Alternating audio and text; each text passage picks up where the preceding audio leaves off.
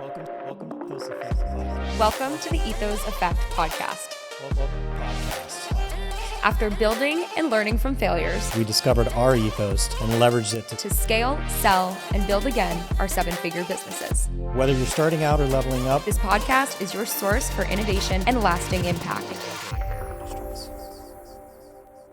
Today, we had on Fred Stokes. He's the CEO of Fred Stokes Food, former NFL player, Super Bowl champion, might I add, and the founder of a really incredible nonprofit. What'd you think? Super surprising. Like I didn't really know all the stuff about L.I.N.T Brother, which was obviously kind of his passion project, his nonprofit. But it's basically, a framework for men to understand and to be able to communicate with each other. Men are taught growing up to kind of not whine or complain, and we all so often don't share and kind of hold all those things with us. So he told us a little bit about his struggles and kind of why he started this. Super impactful. What a great story, Yeah. And, he calls himself a regular guy, but I will absolutely tell you there's nothing regular about this man. He is absolutely exceptional. And I think you'll feel the same. So let's get into this episode. Hey, everybody. Welcome back to the Ethos Effect podcast. I'm Donovan Ryckis. Chelsea Ryckis. And today we're joined with Fred Stokes, CEO and president of Fred Stokes Food. And I'm excited to talk to you a little bit about your background, different things you accomplished. We kind of just got a little joke that we'll get into that as well in a little bit. So catch our listeners up. Who is Fred Stokes? Who is Fred Stokes? Oh man, just a regular guy. Yeah? I don't believe you for a second. No, just a regular guy. He's a big regular guy. I've been blessed to do a lot of things. I mean, I played 1 year high school football and got a full scholarship. Wow. I played no defense in college and got drafted as a defensive end. So things that it's hard to say, okay, that's why I say I'm just a regular guy that's doing have done and doing some amazing things. Wow. Do you think that was size alone with No, not playing? No. That's a great question because, kids think that the size, your where you live, a lot of abstract things or things that are not abstract, things that are physical that you can touch, right? Yeah. Your size, your height, your intellect, and all those things. It's like when Tiger Woods came out, and I'm sure there were kids before that, but when he came out the way he did, and it went back, and everybody was like, he started playing golf. He was 3 years old. Oh, guess how many golf clubs they sold to 3-year-old kids after that? Yeah. Dad saying my kid's gonna be the next, or a basketball player, or a football player, or any sports. It's harder when it talks about doctors, lawyers, judges. The workforce stuff that you got to do here, because that's harder. It seems easier, which is not. I think they're just as hard to do either or. Sometimes you take the easy route and go, okay, my skills can get me here, but I don't have to use my mind as much. But really where you end up is over here where you're going to need to use your mind even more so. And you're doing it here because at the highest level with the pros, it's a mind game. Mm-hmm. Right. Because everybody's big, everybody's fast, everybody's strong. Yeah. What separates you? It's right here. Oh, I love it. So Fred Stokes, I've done some amazing things, man. I'm just blessed to do the things that I've done. I love that. I mean, so obviously you went on to go to play in the NFL, which is kind of something we glazed over there. But you're right. How do you glaze over the NFL? Yeah. I mean, especially the Super Bowl too. I mean, you don't glaze. Well, that's one of the questions. So I was like, hey, I'm sorry, Fred. Donovan. No, you're right. He's right. Fred, I asked Fred, I'm like, so what was your favorite team that you played for? And he just casually takes off this giant ass ring, puts it on the table, says that one. It's a Super Bowl ring, my friends, for those of you that are watching. It's like somebody asks you, like, are you married? You'd be like, I don't know. Yeah. I think I am. Am I? So tell us about the NFL years, teams. We were kind of chatting a little bit about that. I got drafted in the NFL with the Rams, LA Rams, as a defensive end. As I mentioned offset, that I played no defense in college. I went to Georgia Southern University, where I played offensive tackle. After having played only 1 year in high school, which was my senior year, and got drafted. I got a scholarship to go to Georgia Southern, then get drafted into LA. It was tough because I only saw one football game in the pros as a kid. And the mind is a powerful tool, right? It can tell you can or you can't or you will or you won't. You start measuring yourself against the next person, yada, yada, yada. And without anything happening on the playing surface or in a boardroom or wherever, you've already defeated yourself because your mind has told you, I can't do that, because you compared yourself to the next person. Okay. I was no different. When I got to the NFL, I'm like, I've never played defense before. But I didn't play defense in college, and now I'm at a defensive end. In college, I was one of the faster guys. I could jump, I could run. It was like it was a separator for me, my skill set. Mm-hmm. When I got to the pros, it's like, we don't care about that, dude. We're big too, and we're fast too, and we're gonna knock your head off. Yeah. And that was intimidating to the point where I almost quit football. Really? Yeah, as a rookie, because of my mind, not because the coach said I couldn't make team. I actually made the team. I got drafted in the late round, 12th round. Actually, they don't have it anymore. But so I made the team. So the coach approved of me. They thought enough of my skill set. I'm there. I'm obviously competing, and they see some potential. But inside my dome was just exactly. I'm shaking my head like, man, I don't think I can do this, and I almost quit. Well, I imagine going from that point. So, I mean, like, you obviously only, like you said, you only played 1 year in high school, and you weren't even watching the NFL, right? So you weren't building up that kind of, because now, you know, these kids, that's their knowledge base from when they're 5 years old, like you were mentioning. So I imagine the catch-up game that you had to play was mental, strategic, you know, just building that base up, right? Well, and when you say watching the NFL games too, I didn't think that the NFL players were hitting. And this is when they were really hitting back in the day. I mean, they were knocking guys out. Now they touch you, 2-hand touch. You know, I got you. You know, you touch Tom Brady too hard. It was like, oh, that's a flag. You know. Anyway, that's sidebar. But we may circle back to that. But that was at a time when it was extremely hard hitting going on. And here I am in NFL, and I'm thinking, this. I thought they weren't hitting, but they are. It's because everybody's big. You know, it's like when you look at NBA basketball players on TV, they don't look that tall. Let Shaquille O'Neal come through that door. It's like, did somebody turn the lights off? You know, because everybody's measured here. So I'm looking at that thinking they're not hitting, but it's just that everybody's so big, everybody's so fast and strong, it doesn't look like it. But they're here. Yeah. And so that kind of messed me up. And so it took the focus off of me and my skill set and my abilities to what this other guy's doing. And I don't give a crap what he's doing now as I got to that point, and created and developed confidence within myself and my ability and my skill set. It changed the game. Once I knew that I'm supposed to be here, it changed the game. What stopped you from quitting? How did you find the I'm supposed to be here moment? If I tell you it's like it was almost a spiritual moment of saying, wait a minute, I didn't put myself here.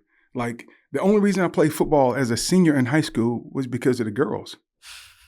I mean, I ran track, I played basketball, and I was really good in track. I went to state in high jump, triple jump, the hurdles. I could jump out the gym. I could run. So I was an athlete. I just didn't play football. But so my senior year, I thought, okay, we get this Letterman's jacket. I don't know if they get those anymore. Yeah. But the senior Letterman's jacket, you have the bars on it. Yeah. It says what you played, how many recommended bars. And I thought, that's 8 bars, 4 years. I'll get another bar of football. That's 9 bars. Oh, yeah. That was it. Wasn't thinking about college. Wasn't thinking about the pros. It was just the girls and that jacket. Did you do that in Canada? Letterman's jackets? No, I don't think so. Yeah. So it's like for your high school, you got the letter, and then like all the sports you play on your. So it's almost like sports this. Are so different. It's like a wearable resume of like. And you walk around school when you first I was trying get to figure out what we were talking about here. I'm like, okay, I'm sorry. No. Thank you for explaining that. It's like this resume of your sports, like that you get to wear around. I What's wish funny I would have had so much shit on my letters. I would have had none. I played no sports. Yeah, that's funny. But see, now if you ask kids what they want to do, what do they want to do? I want to be a content creator. But what they see is this. Right. They don't see the work.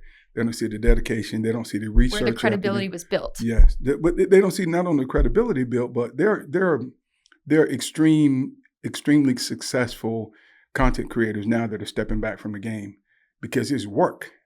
It's posting, it's editing, it's being on your game. It's like, how do I have something every day that often it's like, dude, I just want to step back. But now people they don't want to be the regular things. They want to be content creators.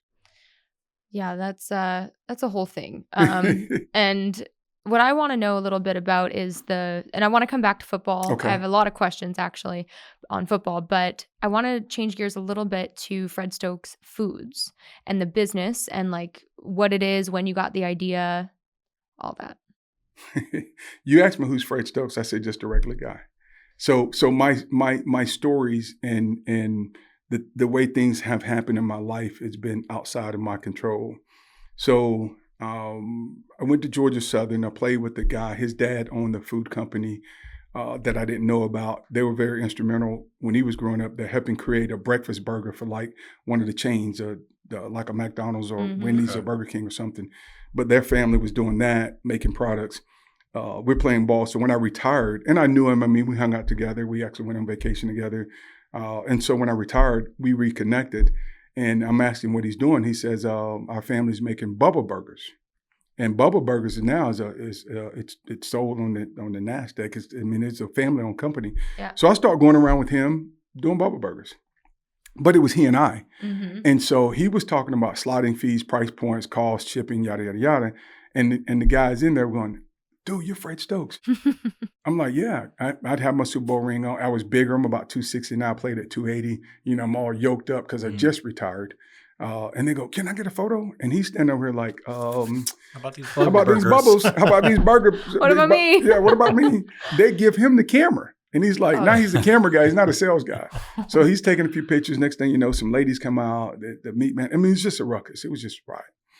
We went through that process. And whenever it happened, I said, hey, did you get an order? He go, yeah, man, it was crazy. I got an order. I said, okay, right. That's what we want. He's like, yeah, but it was wild. And I was like, yeah, but you know your product. I know people. Mm-hmm. I was saying that and didn't know how much that I connect with people because I truly enjoy connecting with people to the point where my personal mission statement is to positively impact the life of every person that I meet. And I go into that relationship that way, to positively impact your life in a way so that when I leave, you're like, okay, not to impress you, because I don't really care about that part. Yeah. And so I didn't know that, but that's how it started. The food started and my love for the people, not necessarily the industry. And a few years later, man, somebody approached me, a guy who owned the meat packing plant. He said, you know Jimmy Dean's? I said, yeah, Jimmy Dean's sausage. Mm-hmm. You've heard of George Foreman? Yeah, George Foreman Grill. He says, we want to do that with you. How much would you charge us to put your brand on some products, come up with a name? So we had to go through a bunch of names, my wife and I, and we settled on Fred Stokes Foods. Now we only do, and I say we only do sausage. It's we have a signature sausage and we have a skinless sausage where you can put it on the roller, and we just came out with Fred Stokes bacon. Nice. So we're trying to rock through that. So that happened in 2007. Okay. So that's where that came from. I mean, and if you're looking for something that like I thought of this and I was doing this and I did ABC and 5-year, 10-year plan. Nah. Well, what I was more interested in too, obviously we know where you got, but I always consider that gap of professional athletes after, because, while most other people not in sports are kind of just starting to hit their stride in their career, early 30s, mid 30s, maybe. Professional athletes sometimes lose their job unintentionally, right? And then they're looking at a whole brand new world like, all right, where do I go? Like, what do I do now? That's a real deal. There were times when I played 10 years and that's a long, extremely, not just long, extremely long time, because the average is it's less than 3 years. Yeah. It's hard to get in, hard as heck to get in. I remember hard what to stay in. You got NFL stands for. Not for long. Not for long. Not for long. Everybody looks at Tom Brady. They're like, this is going to be great. Dude, sidebar. Tom Brady was fortunate that he played 20 years. You got Brett Favre got beat up. Yeah. Peyton Manning. You got Dan Marino I played against. John Elway I played against. Got beat up. You have a lot of quarterbacks. The older quarterbacks. Andrew Luck even. Andrew he was in and out quick. So when people put it, because and it's not me hating on Tom Brady, it's hating on the fact that people, to your point, they put it on Tom Brady like he did that.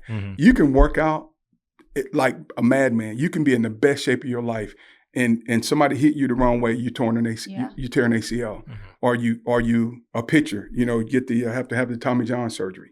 So it's a lot of variables out there, rather than you just, and it messes people up when you say like you have your story, Chelsea, you have your story of how you got here, and all I see is here. Yeah. I don't see, like you said earlier, I don't see the process. right? I don't see the battles that you had that you say, man, I don't know if I want to do this.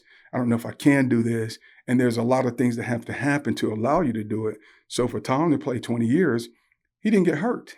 Yeah. He didn't get hurt. If he's hurt, how did he get to play? Because Drew Bledsoe got hurt. If Drew Bledsoe doesn't get hurt, Tom still has his little tail on the bench for a little while. So that's kind of where I look at it. And it's not, and sometimes people say, well, you're hating. No, I'm just trying to give you, as you they may look at your life and your life, Donovan, and say, man, I want to do what you're doing. You go, do you really? And I've had some breaks here. Yeah, I've had some breaks here and there to get me here. For sure. So, yeah. So that's the whole Fred Stokes food still too, kind of overlaying that part. That's how I got this food brand. That's how I do what I do now with that side of my life. So a little bit of time in between, like you said, it wasn't like miraculous or like planned out, but it was just something you kind of fell into, going out there, meeting people, doing what you can. Yeah. Now to your question, to answer exactly your question, I wish if I went back, I would plan, right? I would begin, and I enjoyed this. I've enjoyed being in front of the camera. But I was looking at what happens behind the camera. So I was talking to guys because I did some stuff with Channel 4 in DC. We had Channel 4, Channel 9, and I think Channel 7, I believe. But one of the top guys, there was a show that used to come on called George Michael Sports Machine. It was before ESPN at night. On Sunday night, it was the George Michael Sports Machine across the country. George became a good friend of mine. From an interview that I did with Coach Gibbs, he was like, okay, Fred's pretty good in the front of the camera. I got more opportunities.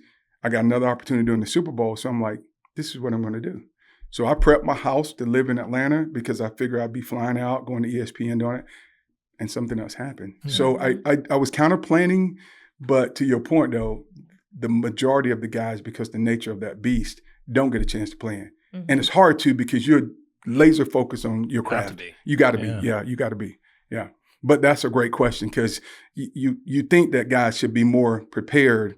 But it's hard to be, and I think it's a little easier now. Go ahead, Chelsea. Yeah. Well, it's hard to be all in and also planning. Exactly. You know, to be a master of your craft and also be planning an exit. Those are two very different energies that are working, kind of against each other. Because the powers to be, the coaches, the owners, when something happened, if you're not at the top of your game, you miss a couple of plays, you practice, something happened. It's like, oh, because you're doing your YouTube channel or you're focusing on your social media. Yeah, exactly. Totally. It's a scapegoat for poor performance. Exactly. So I had a brain injury in college. I played NCAA D1 softball, came down from Canada to play in the States, and ended up getting hit in the head after practice. A really unfortunate kind of freak accident, and then cleared to play too soon.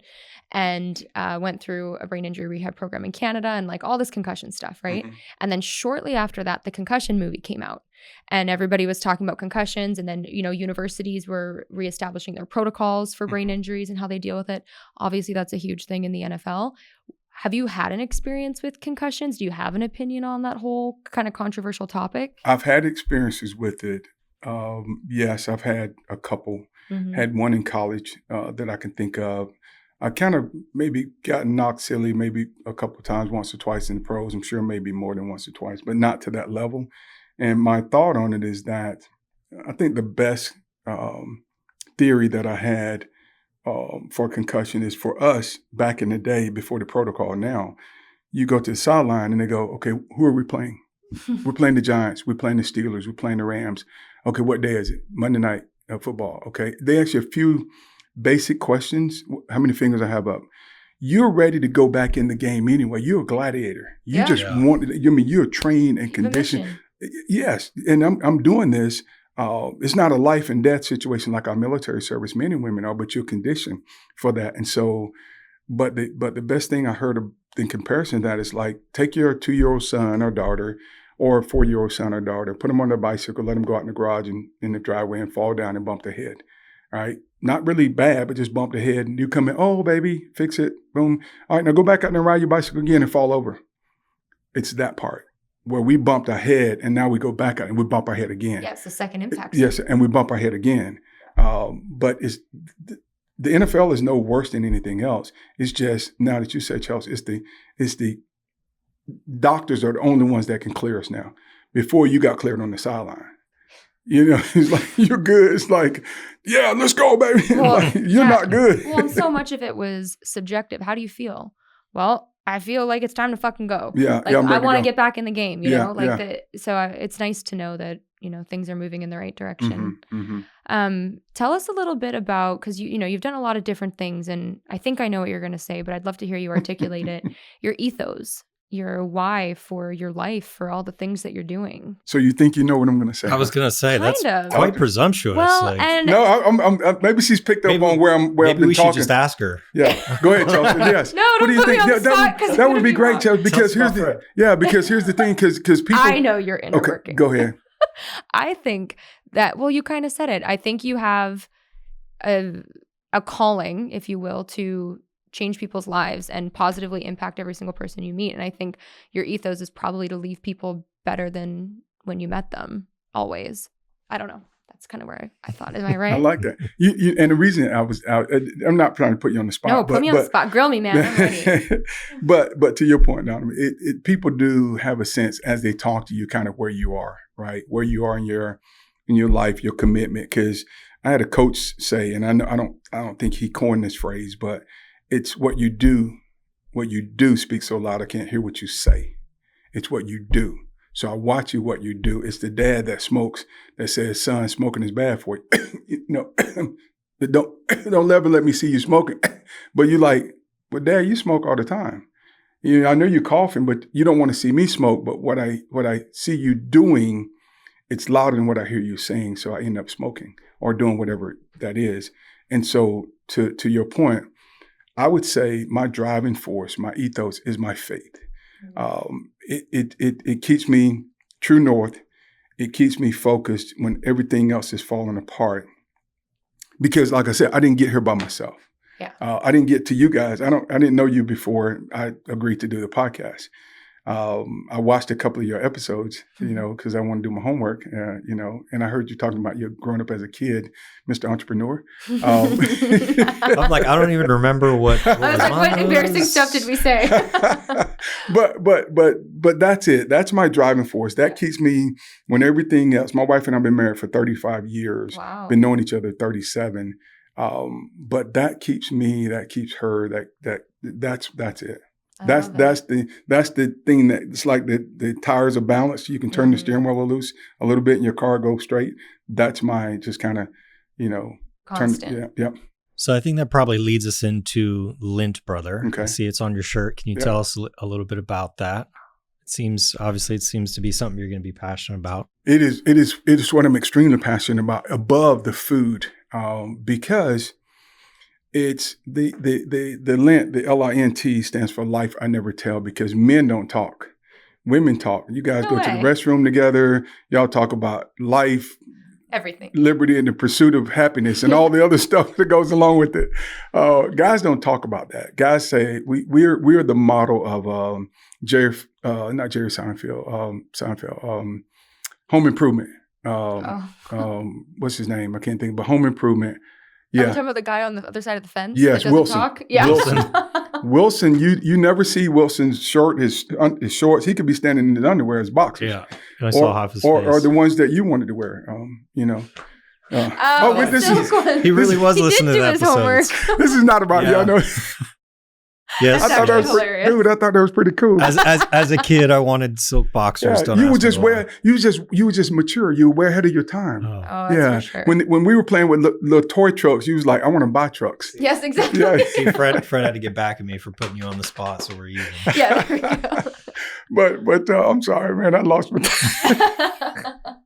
What were we talking? Oh, L.I.N.T, like life.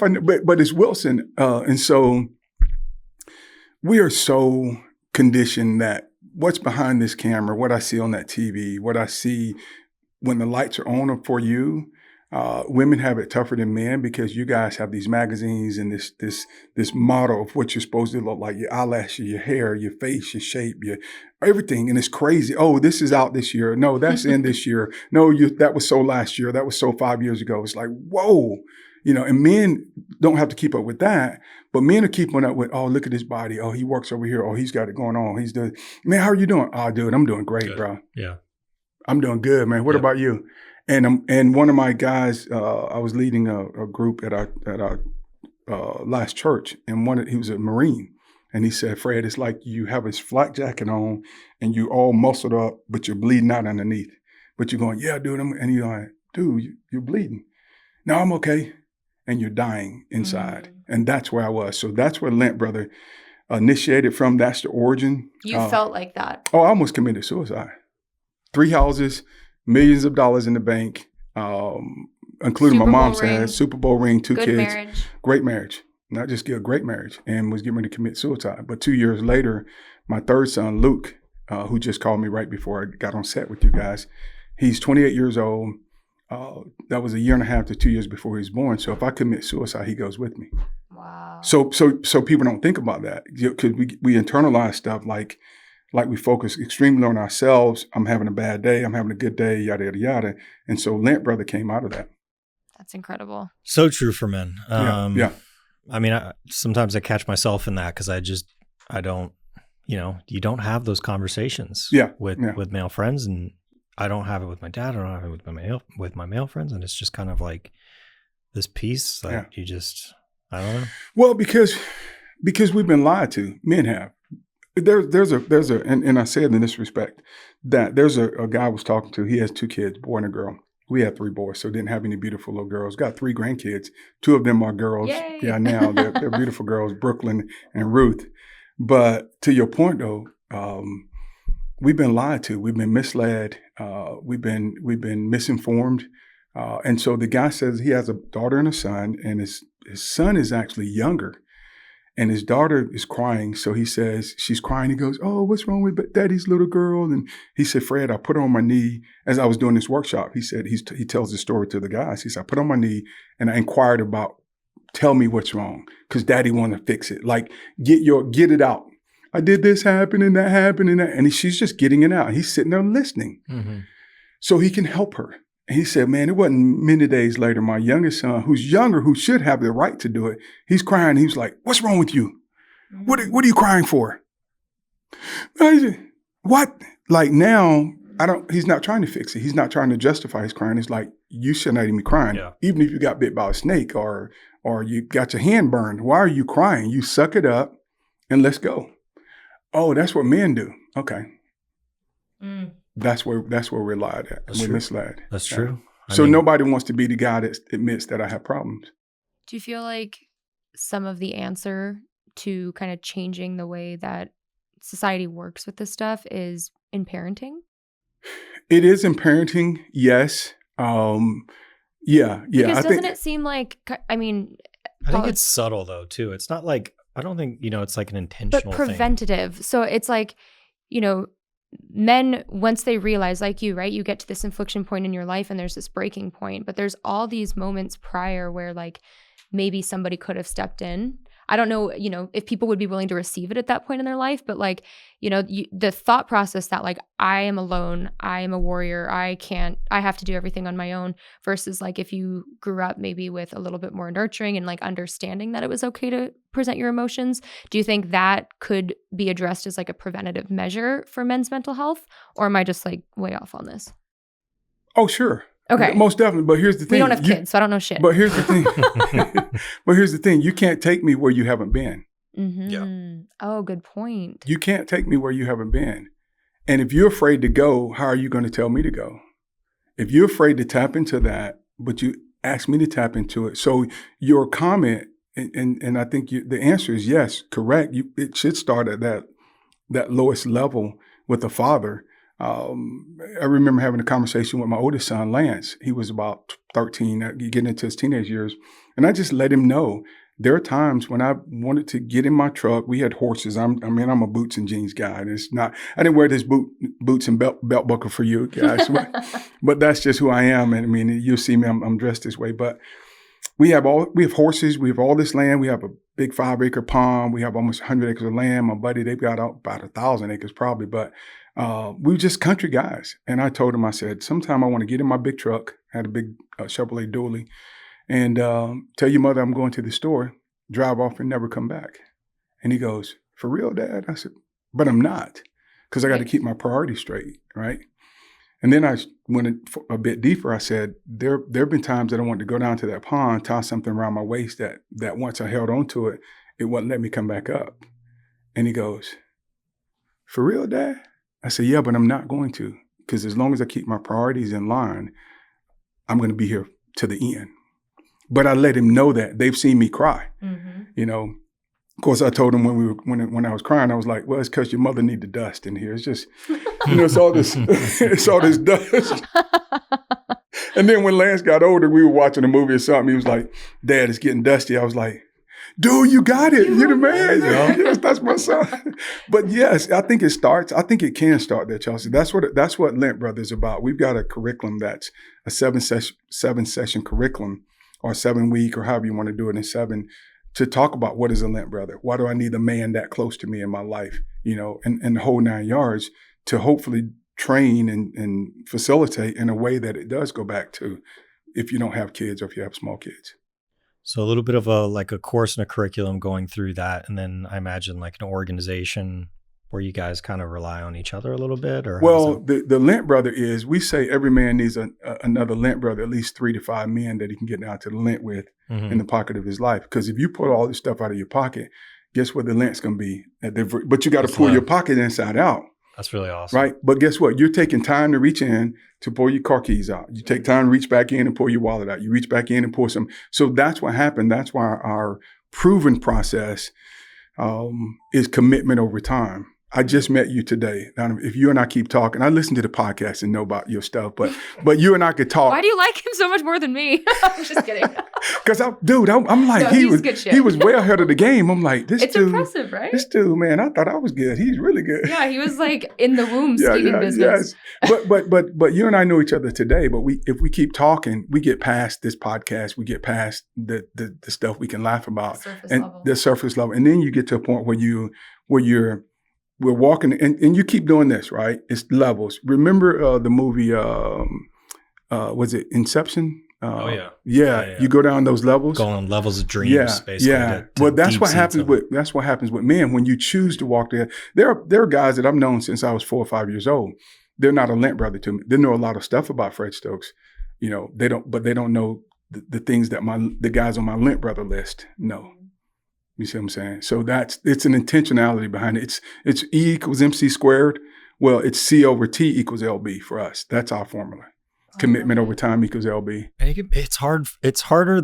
I moved around my whole life, kind of growing up as a kid. So that definitely puts you like at a disadvantage. And then as you get older, it gets harder and harder to find people that you can, open up and talk to about, everyday things. But that's why we're doing the training and just the curriculum, because that's the misconception. It's like you don't have to look for that person. You already have those people in your life, and you choose like one of the guys, David. David and I play with the Rams together. Well, I started with the Rams. He's younger. He's 5 years younger than I am. Then I go to Washington. I stay in Washington 4 years. When I go back to LA, David is there. And I see David, and he's on the defensive line. Sean, Gerald, Robert, there's some other guys on the defensive line. So because we were on the same side of the ball, defense, we were just in defensive rooms together. Then we were defensive line, so we're even closer together. And then they go, hey, what are y'all doing? Hey, let's go get some wings. Let's do something after the game, And so we just kept building. And then Sean and David and I, the three of us, we would do extra stuff together. Since that time, that was in 1993. Sean and David and I, and David in particular, is a L.I.N.T brother to me, and he lives in Atlanta, Georgia. So it is. You're right, but what we look for as men is trying to find that guy, and we don't have to find that guy. He's already there. It's just us making an intentional move, a commitment to share and say, hey, man, can I tell you something? Man, we've been knowing each other for years, dude. Every year around Christmas, man, I get sad. For what? Man, because my dog died. Like, what? Really? And you was like, yeah, man, I know it's silly. No, bro, because I had a cat, man, that I wanted to keep. I mean, seriously. Yeah, it's that give and take, right? It's that give and take. That's why it's not therapeutic. It's not counseling. It's a L.I.N.T brother. Because it's not a priest, it's not a therapist, and it's not a counselor. It's a L.I.N.T brother. Because a therapist or a priest or the counselor, it's just one side. I'm sharing with all you. Oh, it's and then you go, well, Fred, maybe you were 12 when you got dropped, and you give me all this stuff, and it's good stuff. But then I leave. I know nothing about Chelsea. Mm-hmm. Well, but you know what I'm saying? I know nothing about you, so I leave thinking, man, she's great. And your marriage is bad. You dropped out of school, but you had to go back to night school. All the struggles you did to get in that seat. I don't know that. I just know, man, she's great. And then she's going back home going, dang, I got to cook. I got to do this. I got 15 kids. I got this, I got that. But I'm leaving like, man, she's great. Oh, man, he's great. I'm telling you, it's one of those things you asked me to, Chelsea. It's my driving force because I know where I was without having the L.I.N.T brother list. I was miserable. And most men don't even have another man in their life they can celebrate with. So it's not all just bad stuff. It's just talking. It's just, hey, I'm planning a podcast today, man. I'm trying to figure out what to do. And you got L.I.N.T brother, you're talking like, dude, you're the man. You always know what to do. Dude, I'm struggling sometimes. And then you chattering up each other. Boom. Hey, man, I just had a birthday. Dude, happy birthday to you, man. So it's the good stuff, too. It's not just the negative stuff. I feel like on the female side, you're right that women tend to obviously share their experiences, their emotions and whatnot. And I think there's even a culture of potentially like oversharing sometimes. That's why women don't have, women don't have, yeah. They don't have longer, men have longer lasting relationships and friendships because we don't share to but a certain level. Women share so much stuff and it's like, oh, I hate her. She just, this and that. Yeah. Well, something that I'm really proud of, and it's really transformed my life on the female side in the last few months, is we moved to a new community and I've had an opportunity to meet some of the most amazing women I've ever met in my life. And they're like my L.I.N.T sisters, if you will. Like it's the first time where I've been able to get like in the pocket deep, right? Like taking all those things out and just the way that my life has been elevated from that. Even just like how much lighter I feel. It's unbelievable. And that's special. That's the key. How much lighter I feel. That's why we talk about our core focus is empowering men to be emotionally free, not emotionless. Because we have the same emotion you guys do. We get angry, we get upset, we feel, we love. Sometimes we love too hard, all of those things, but we can't tell it. Dude, you were in love with her. No, dude, I'm the man. Hey, I just kicked it to the curb. No, she broke your heart. Let's talk about it. No, bro, no, I'm good. No, you're not. But like I said, it takes a load off and it's so refreshing. Oh, yeah. It almost just feels like, and it sounds silly, but it's not. It sounds silly because of the way we think. We've been taught. It shouldn't sound silly. No. It should be normal. It should. And I genuinely hope that everybody gets a chance to have a relationships like this outside of a romantic partner. And you think you've got amazing friends, and I did even before this, but just that depth, right? That's like, it's hard to touch. And it's like, you're even willing to like expose like the inner workings of your ego and be able to ask like, what is this? And not be ashamed of who you are, right? And like, I know for me, it's always been, I like to be outgoing. I like to be in front of the camera. I like to be the center of attention. And over many years, that message of like, you're too much, you're too this, you're too this. Well, this group of women are like, hell yeah, how'd the podcast go? Do you want to talk through your notes? Like, are you ready? Who are you interviewing? Yeah. Like, and you can be truly who you are. Yeah. And not ever have to think about it. And it makes me so sad that, it's so much harder for men. So I think the work that you're doing is unbelievable. When you were talking about the importance of kind of giving that feedback, right? So one man shares something vulnerable, the other one meets it with something vulnerable. Is that a framework that you teach, or is that just a good tip for people? No, it's a framework that we teach. Okay. The fact that that's where the whole concept, it's our proven process, because it's the commitment that is the key. That's the right. Commitment. Time is going to happen. You and I can know each other for the next 15 years, and we do lunch together, and I may know maybe very little more about you than I know today, 15 years later. And even more stuff and why you did because I was thinking about that. I was listening to the podcast. I'm like, okay, there's more behind you wanting to do what you did, and maybe looking at other guys and go, I wish I could be that sport. And other guys looking at you going, man, I wish I was that focused. And you had your own reasons for doing that. So we train that to a point where we say, it's the commitment is the key, but also too, you can't walk up to another brother and say, hey, can you be my lint brother? What are you talking about? You know what I'm saying? Dude, okay, man. This dude's weird. Yeah, I was going to say, bro, Joe's a little weird. I'm just telling you. Something's off. He just got to the party, but he's a little weird. I mean, it's true. So we do talk about that. And then the other thing too is, you're not walking up to a guy, even understanding the concept of lint brother, and you're not throwing up on me, right? You're not just coming up and going, hey, bro, I did this, bro. It was like, whoa, that's a bit much, you know. It's a gradual process. That's why I say it's a gradual process of getting it out to lint. And what happens when people throw up on you is that they've had to, in real life, if you eat something wrong or you eat too much, what happens? You throw up, right? In life, men commit suicide on average 4 times to 1 with women, because when a man decides to commit suicide, it's done. You're not going to be talking today. Tomorrow you go, hey, you know he committed suicide? I just talked to David, one of the guys on my Lint Brother list, about a week ago, and I said, hey, we were just rehashing what you said, Chelsea, and I said, hey, when I was at the point of suicide, they had gone to play the Green Bay Packers. Like, I had gotten hurt, so I was at training camp. I didn't travel that weekend. I had to go get treatment. So while I'm at treatment with a couple other guys, you know, we laughing and talking. And then a couple of hours later, I'm crying because I'm getting ready to commit suicide. I just left the training facility, laughing and talking with my buddies, the guys that didn't go to Green Bay. And here I'm getting ready to commit suicide. And I said, hey, what if that would have happened? He said, Fred, we'd have been thinking, man, Fred, like he was always laughing. He was, this is me, really. And in the huddle, when I'm on the football field, I'm talking trash, I'm barking, let's go, baby, let's do this. He was like, we would have had no clue. Yeah.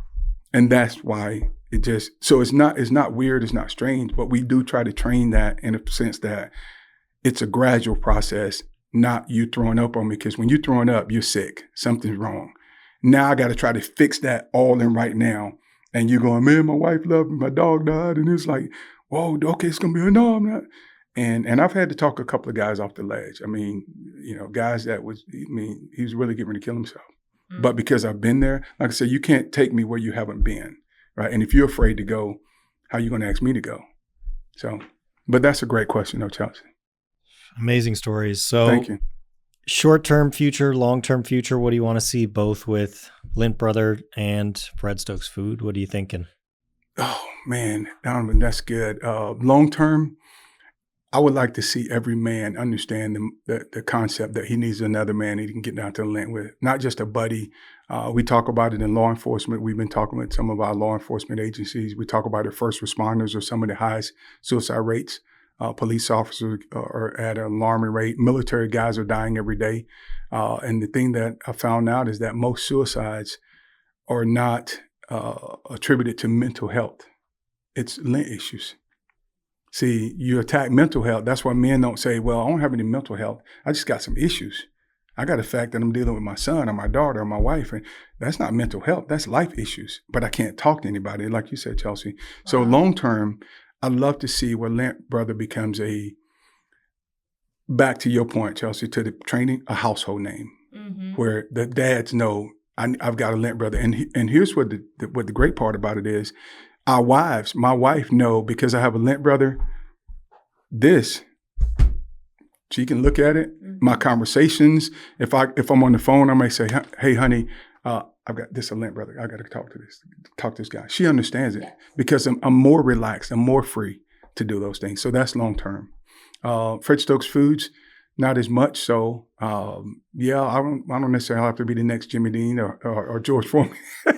We just selling some great sausage, man. Doing good business. Yeah, making good food. Making good food, man. Making good that's food. It. I mean, I think there's probably a lot of listeners out there that are like, man, this guy, he successful business, amazing story, paired with all the vulnerability and then the lint. It's just, it's something I think literally every single person can relate to, which is why you saying you're a regular guy makes so much sense to me now, because every facet of who you are is relatable to somebody at a different point in their life. The business person you can relate to, the man in the dumps, the athlete transitioning into adulthood and real life and the working force. So just thank you for doing the work you're doing. I think it's some of the most important work that could possibly be done. Where can our listeners find you? You can find me on social media at Fred Stokes 60. L-I-N-T60. That's my Instagram. L.I.N.T brother. Instagram, Big Play. I didn't mention that today. What's that? Big Play Stokes. So that's another. Busy guy, man. I made such on the football field. I was making plays and here and left at the timing. Sometimes they go Big Play Stokes. So I just kind of adopted that, and my teammates would call me Big Play Stokes. Not a bad nickname. Not a bad nickname. Yeah. But yeah, I'm on social media. I'm on Instagram, Facebook, and those deals. And we have a L.I.N.T brother podcast. We're coming up. We're getting ready to start here in the next few weeks. Start a L.I.N.T brother YouTube channel. So I'm going to do what you guys are doing. Okay. Yeah. That's okay. Awesome. And Chelsea, I commend you, girl, for saying what you said today, because there are a lot of women out there, especially young girls, that are taught that they can't be that. Mm-hmm. They have to be. Oh yeah. Yeah. Thank you. Yeah. I really appreciate that. Yeah. Well, listeners of the Ethos Effect podcast, don't forget to like, share, subscribe. Thank you, Fred Stokes. You are the man. Just a regular man, but the man. Thank you for being here. Thanks, Fred. Thank you, guys.